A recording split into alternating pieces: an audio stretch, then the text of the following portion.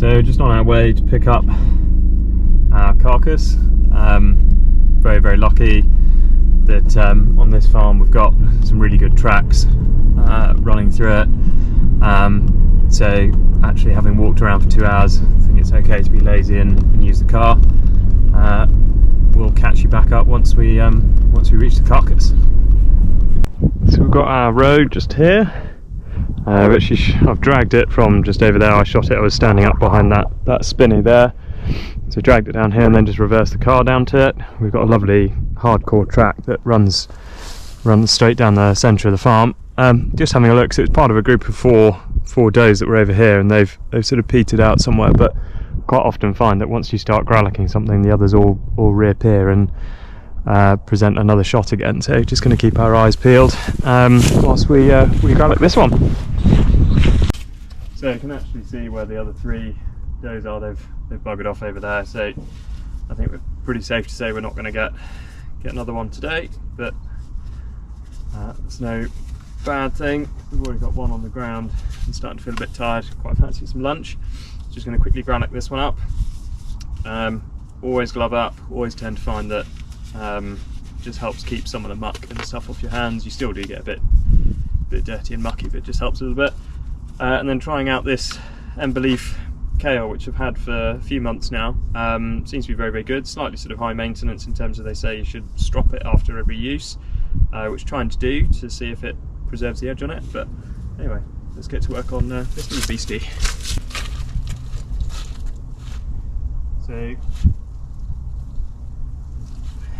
for those of you that are interested, see we had a perfect long shot going straight through here, went through both lungs. Also took out the top part of the liver.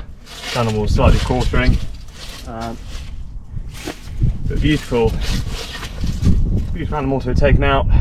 Lovely venison, and what a lovely morning to be here as well.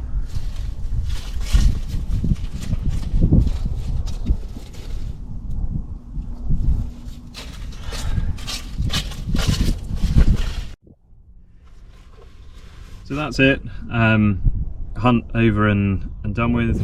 Rodo growlicked, carcass tray in the boot, so get it back to the larder ASAP. Just thought I'd quickly talk you guys through what we've been using today kit wise, because it's probably one of the most asked questions I get on Instagram, Facebook, whatever. So starting with the really basic stuff, rifle is a Tikka T3X. It's in a form stock. The reason being it's laminate, so it's just a bit hardier in some of the cold wet weather that we get. Also, what I absolutely love about it is it's got a thumb hole grip, so it just gives you much better trigger control. It's slightly heavier than the standard stock, but actually when you're trying to sort of get really tight, nice groups, actually heavier stock sometimes is quite a good thing. On the top of it is a Schmidt & Bender 3-12x50 scope. Just find that the 50mm objective lens, whilst it doesn't gather quite as much light as a 56mm, actually it means you just mount it that little bit lower to the rifle, so it's absolutely perfect. Have a house skin moderator on the end of it, which no complaints about. Have that for about 4 years now, and give it a clean probably sort of once a year, and it's absolutely golden. There's no signs of corrosion inside it at all. One of the best bits about the setup is actually the sling. I have a Nigolo rucksack sling on it, which is just brilliant, because for something like this where we've been walking around for 2 hours, it's got 2 straps and you literally just put it on like a rucksack, and it just means you've not got that constant single sling where the rifle just constantly sliding off, or you're constantly kind of shoving it back over. Bullet wise, use Barnes TTSX 110 grain bullets, it's in 308, and use Vitavori N135 powder, which puts them out pretty quick actually, and just found that with the 110 grain bullets, they just fly that much flatter. They seem to take down everything from muntjac all the way through to sort of big fallow bucks, and absolutely perfect.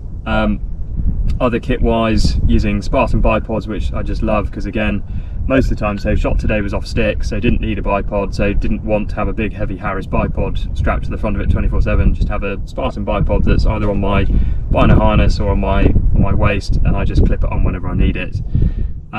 use Viperflex sticks, which again I think absolutely brilliant, and I've attached a fifth leg to them for those sort of kind of either a little bit longer shots, or if you've got time to set yourself up and potentially take a head or a net shot, they just give you that much more stability. And clothing wise, as per usual, Harkeela.